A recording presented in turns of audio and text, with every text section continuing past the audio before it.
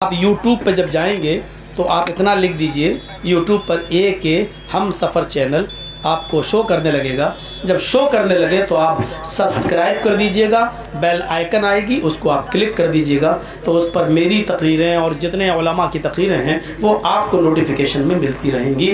के हम किसी के सामने ना आए, लोग अफवाहें उड़ा देंगे कि शादी तो हुई नहीं फिर बच्चा किसका। इसलिए मेरे बाप के अलावा और मेरी माँ के अलावा कोई इस चीज को नहीं जानता था। मैं घर में रही, छुप के रही, फिर मैंने इस बच्चे को जन्म दिया। जन्म देने के बाद फिर ये हुआ कि अब ये बच्चा, अगर मैं इसको अपना बच्चा कहूंगी तो जमाने में रुस्वा हो जाऊंगी कि बगैर बाप के, बगैर शौहर के इसने बेटा कैसे दे दिया। जरूर कोई ताल्लुक है अमीरुल मोमिनीन, मैं कोई मरियम तो नहीं हूं कि जिसकी गवाही देने के लिए आसमान से जिब्राइल अमीन आए। उमर फारूक का जमाना याद करो। और सुनो, एक वाकया मैं आज आपको ऐसा सुनाता हूं जो अब तक अपनी 20 साल जिंदगी में हमने कटियार किशनगंज किसी सरजमीन पर पेश नहीं किया। हजरत उमर फारूक रज़ी अल्लाह ताला अन्हु के जमाने में एक घूर था। घूर जानते हैं ना, मोहल्ले का कचरा, घरों का कचरा एक जगह जो फेंका जाता था, जो गंदगी जहाँ फेंकी जाती थी उसी को घूर कहते हैं। जैसे हमारे घर का कूड़ा, आपके घर का कूड़ा सब उठाकर कोई आदमी ले जाए और किसी एक जगह फेंक दे, जहाँ फेंका जाता उसको घूर कहा जाता, घूर उर्दू में। अब आपके यहाँ उसको क्या कहते हैं आप उसी हिसाब से समझ लीजिए। माइन बोलता है, जो भी हो, आइन माइन डाइन जो भी बोलते हो आप लोग उसको समझ लीजिएगा। तो उस एक घूर था, उस घूर पर उमर फारूक की पुलिस को एक आदमी की लाश पड़ी हुई मिली। और सुनो, उस जमाने में सीसीटीवी कैमरे नहीं थे। हजरत उमर फारूक को एक आदमी की लाश मिली, पुलिस तलाश करने लगी कातिल को, लेकिन पूरा साल गुजर गया, कातिल पकड़ में नहीं आया।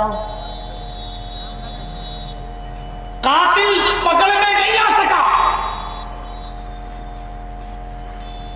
उमर फारूक फिर भी पुलिस लगाए रहे, नजर रखना, जासूस भी लगाए रहे, लेकिन पता नहीं चल सका। पुलिस कातिल का पता लगाने में लगी हुई है, कातिल को तो ढूंढ नहीं पाई उमर की पुलिस। लेकिन गश्त करते हुए एक छोटे से बच्चे को, जो अभी आधा 1-2 घंटा पहले पैदा हुआ, अभी किसी के पेट से पैदा हुआ, उस बच्चे की बॉडी, डेड बॉडी नहीं, मरा हुआ नहीं, जिंदा, वो बच्चा भी उसी घूर के ऊपर कोई फेंक कर गया और वो रो रहा है। 1 साल के बाद पुलिस ने उस बच्चे को गोद में लिया, हजरत उमर को खबर की, हजरत उमर दौड़े हुए आए, उस बच्चे को देखा, उस बच्चे को गोद में लिया और जल्दी से उस बच्चे को की परवरिश का इंतजाम एक दाया को सौंप दिया। उसी मोहल्ले की एक दाया, बूढ़ी औरत, उसको दे दिया। और हजरत उमर फारूक ने कहा पुलिस से, इसी जगह लाश मिली थी कातिल मकतूल की, हाँ, इसी जगह पर यह बच्चा भी मिला, कहा अब कातिल पकड़ जाएगा इंशाअल्लाह। सीखना चाहिए आज की कुर्सियों पर बैठे हुए हुक्मरानों को हजरत उमर फारूक से। अच्छी बात कहीं से मिले तो ले लेना चाहिए। हम महात्मा गांधी से अच्छी बात ले सकते हैं, कृष्ण जी से अच्छी बात ले सकते हैं, रामचंद्र जी की अच्छी बातें हम ले सकते हैं। अगर कोई इस्लामी हुक्मरान अगर अच्छी बात दे रहा हो या अच्छा काम किया हो तो उसकी बात को लेने में कोई हर्ज नहीं है। हजरत उमर ने कहा अब कातिल पता चल जाएगा। जिसको बच्चा सौंपा कि इस बच्चे को तुम पालोगी, उस औरत से कहा इस बच्चे की परवरिश तुम करोगी, इसको दूध तुम पिलाओगी, इसको खाना पीना तुम खिलाओगी, और इस बच्चे का वजीफा बैतुल माल से तुम्हारे घर पहुंचेगा। जब तक ये बच्चा तुम्हारे पास परवरिश पाएगा उमर तुम्हें उसका खर्चा देगा। और याद रखना, जब ये बच्चा चलने के लायक होगा, 1 साल का, 1.5 साल का, 2 साल का, तो इस पर कड़ी नजर रखना और मुझे चुपके से बताना कि इस बच्चे को कौन अपने घर ले जाता है, कौन इसको चूमता है, इस बच्चे से ज्यादा दिल किसका लग रहा है। اس بچے سے صبح سے لے کے شام تک کون اپنا دل بہلا رہا ہے؟ جب یہ چیز یہ بات تمہیں پتا چلے تو اس کا راز کسی کو نہیں بتانا، صرف مجھے بتانا۔ یہاں تو رات ہی رات کی تاریکی میں وجے مالیا بھاگ جاتا ہے، للت مودی غائب ہو جاتا ہے، بھگانے میں مولوی جرجیز کے بھی ہاتھ ہیں، کیونکہ ہم ذمہ دار ہیں اپنی قوم کے۔ کس پہ کیس کروں؟ مولوی جرجیز تو ہر بات اپنی اوپر لے کے بول رہا ہے۔ 1 ڈیڑھ 2 سال تک وہ بچے کو پالتی رہی، پرورش کرتی رہی۔ اسی محلے کی ایک عورت اس بچے کو دروازے کے باہر، اپنے دروازے کے باہر کھڑی ہو جاتی اور اس بچے کو گھر کے دروازے سے نکلتا ہوا دیکھتی، اس کو کچھ کھانے پینے کے لالچ میں بلاتی اور دن بھر اس بچے کو اپنے پاس رکھتی۔ اس زمانے میں جو چیزیں چلتی تھیں، جیسے آج ہمارے زمانے میں اسکٹ بسکٹ، وہ اس کو خوب دیتی تھی، کھلونے بھی لا کر دیتی تھی۔ 8-10 دن تک اس بچے کو پالنے والی عورت نے دیکھا کہ یہ عورت کچھ زیادہ ہی توجہ دے رہی ہے میرے اس بچے پر، تو حضرت عمر کو خبر کر دی گئی۔ حضرت عمر فاروق اپنی پولیس کے ساتھ آتے ہیں، فوراً اس گھر پہ چھاپا مارتے ہیں جس گھر کے اندر وہ بچہ عورت اپنی گود میں کھلا رہی تھی۔ کہا یہ تمہارا بیٹا؟ نہیں پڑھو، اس کا ہے۔ اچھا، یہ روزانہ تمہارے پاس کیوں آتا ہے؟ بچہ ہے، کھیلتا ہے، بلا لیتی ہوں۔ اس کے ماں باپ سے کہا الگ ہٹ جاؤ۔ اپنی پولیس سے کہا ذرا کوڑا نکالو۔ اس عورت نے کہا کوڑا کیوں؟ کہا کوڑے بھی برسانا شروع کر دوں گا، سچ سچ بتاؤ کہ اس بچے سے تمہارا رشتہ کیا ہے؟ کہنے لگی امیر المومنین آپ کہنا کیا چاہتے ہیں؟ کہ میں کہنا یہ چاہتا ہوں کہ یہ بچہ تمہارا ہے اور اس کا جو باپ ہے، جس کی لاش اس گھور کے اوپر ملی تھی، وہی اس بچے کا باپ ہے۔ میں اس کے قتل کے بارے میں جاننا چاہتا ہوں کہ اس آدمی کا قاتل کون ہے، اس لیے مجھے سچ سچ بتاؤ۔ اگر یہ بیٹا تمہارا ہے تو وہ تمہارا شوہر ہوگا، اس کو تم نے قتل کیا ہوگا۔ اس نے کہا امیر المومنین جب بات کی نزاکت آپ سمجھ ہی گئے ہیں تو اب تھوڑی دیر میری بات بھی سن لیجئے۔ اپنی بات پورا کہنے کا حق ہے مجھے اور آپ کو سننے کا حق ہے۔ اگر میری بات پر آپ کو وشواس ہو تو ماننا، ورنہ مجھے بھی قتل کے جرم میں قتل کر دینا۔ ہاں، اس آدمی کو میں نے ہی مارا ہے، یہ میں ابھی قبول کر رہی ہوں، لیکن کیوں مارا ہے اس کی وجہ بابا آپ جان جائیے۔ کہا بتاؤ کیا ہے؟ کہا امیر المومنین اب غور سے سنیے، میرے گھر میں ایک عورت کام کرتی تھی، جھاڑو پوچھا لگا دیا کرتی تھی، کھانا بنا دیا کرتی تھی، ہم اس کو محنت مزدوری دے دیا کرتے تھے۔ ایک دن میرے گھر کی کام والی کو کسی سفر میں 1-2 مہینے کے لیے جانا پڑ گیا۔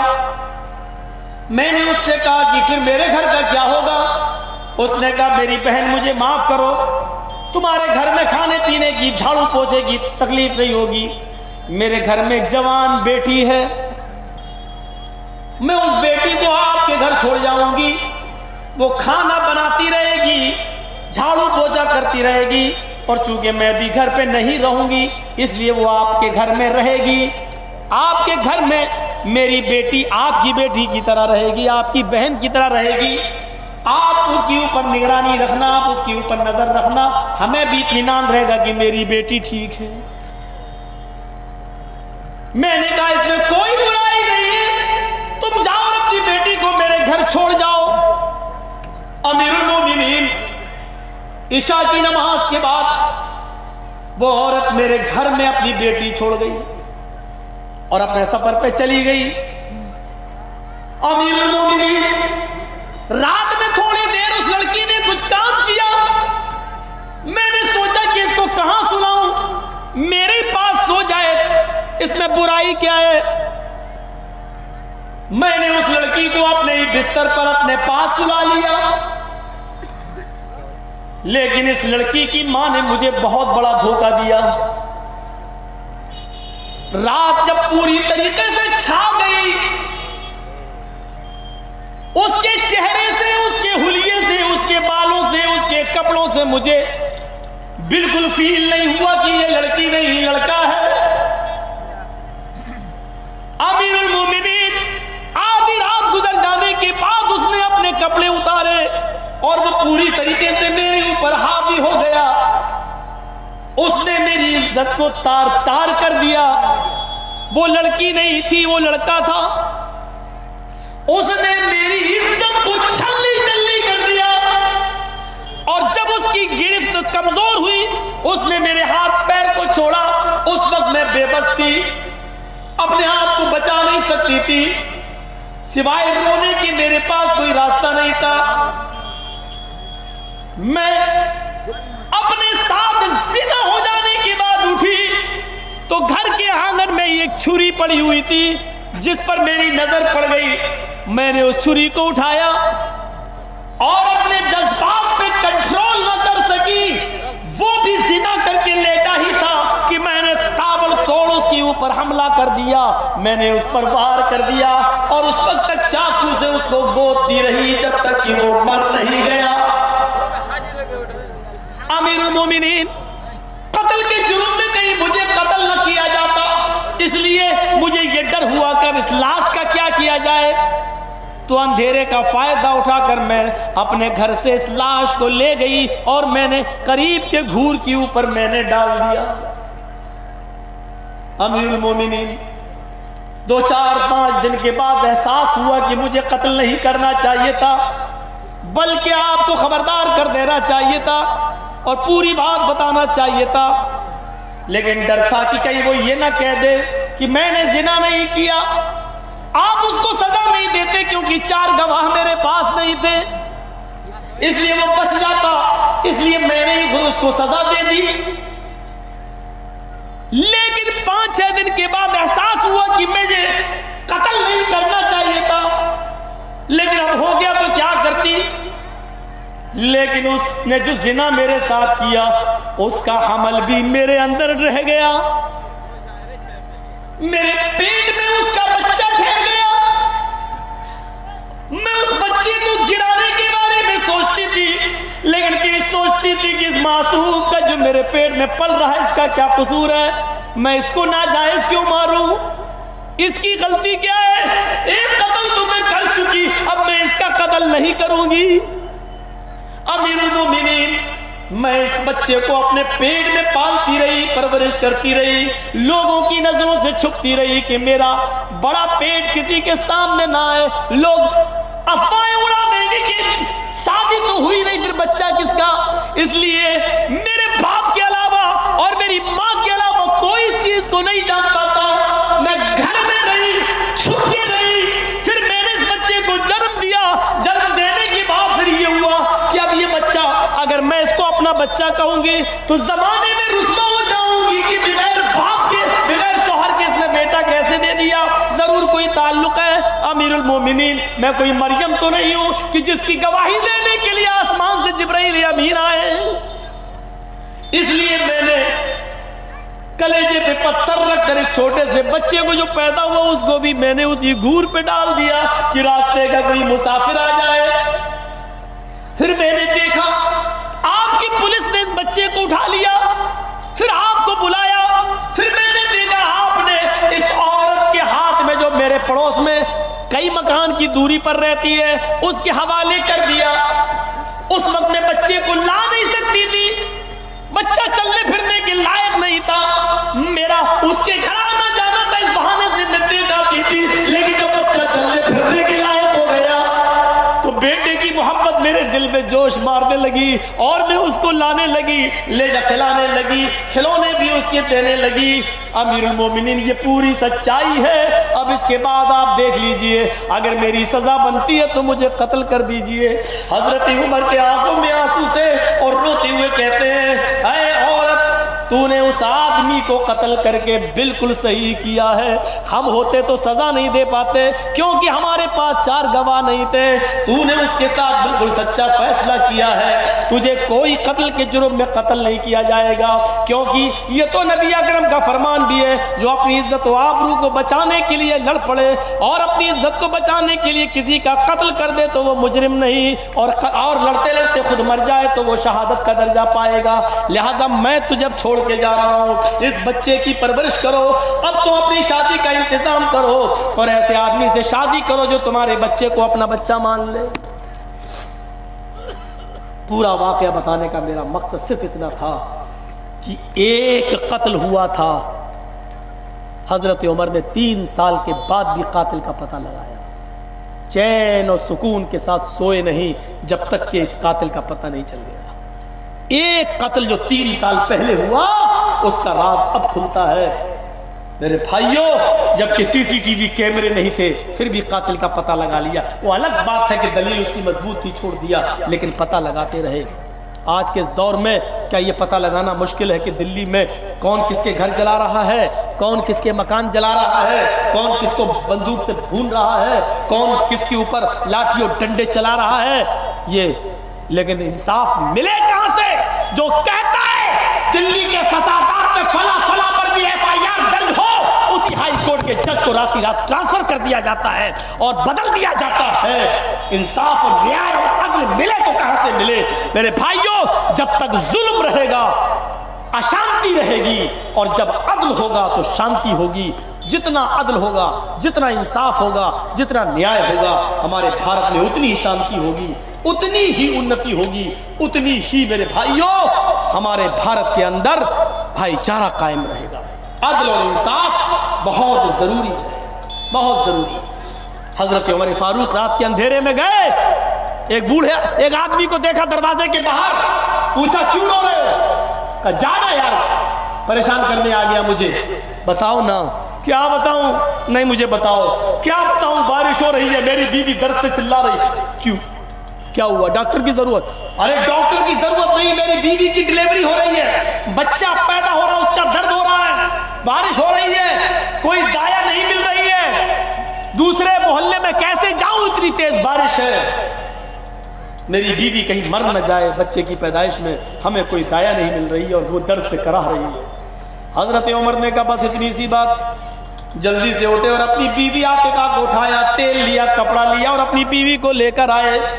بیوی آج بہت بڑا جہاد کا کام کرتا ہے، تمہاری یہودی بہن یا مجوسی بہن آج درد سے پریشان ہے، تم اس کی دیکھ ریکھ کرو۔ جیسے وہ اندر گئی، تیل ویل کے ذریعے انہوں نے بچے کو نیچے سرکانا شروع کر دیا، مالش کرنا شروع کر دیا، کپڑا استعمال کرتی رہی۔ وہ ایکسپرٹ تھی دایا کے کام میں، اور تھوڑی دیر کے بعد بچہ پیدا ہو جاتا ہے، رونے کی آواز آتی ہے۔ حضرت عمر نے پوچھا عاتقہ صحیح سلامت تو ہے؟ اندر سے آواز آتی ہے امیر المومنین اپنے دوست کو خوشخبری سنا دیجئے، اللہ نے تمہیں بیٹا دیا ہے۔ یہ دونوں باتیں کر رہے تھے، اندر سے عمر کی بیوی کی آواز آئی امیر المومنین۔ اس آدمی نے جو یہودی یا مجوسی تھا دیکھنا شروع کر دیا، آپ کون ہیں؟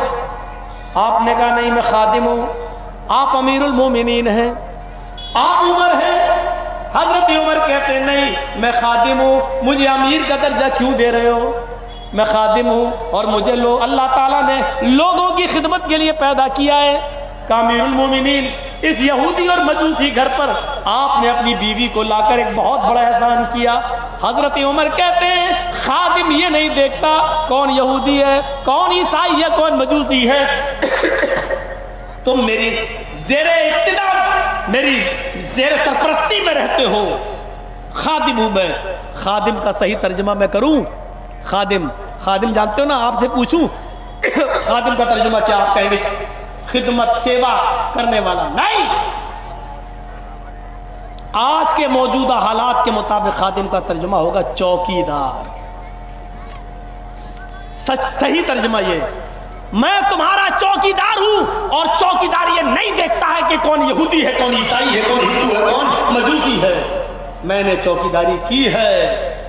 اگر دیکھا جائے تو سب کا ساتھ، سب کا وکاس، سب کا وشواس، یہ نعرہ جو آج لگا رہے ہیں ہمارے دیش کے پردھان منتری جی، یہ نعرہ حضرت عمر فاروق نے لگایا نہیں تھا، لیکن اس پر عمل کر کے 1400 سال پہلے دکھایا تھا۔